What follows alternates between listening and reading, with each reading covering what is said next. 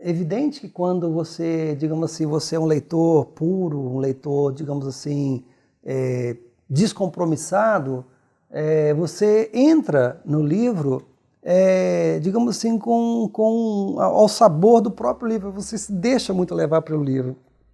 Então, a primeira leitura que eu fiz dele foi uma leitura de um leitor que estava fascinado com a história que estava sendo contada, não é? Depois, quando você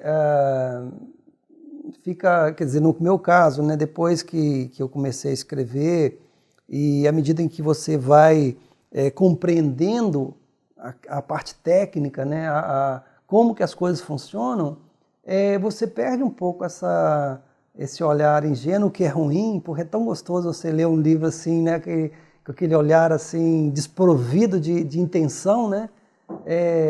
Você perde esse olhar. E é ruim por esse lado, mas por outro lado você ganha no sentido de compreender, você consegue perceber a forma, quer dizer, que você consegue compreender como aquele livro foi escrito.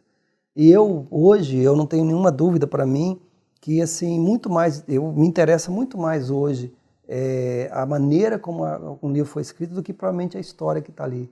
Porque contar uma história é fácil. O difícil é você transformar essa história em literatura. É esse passo que é complicado. E é exatamente esse passo que quem dá são só os grandes autores, né?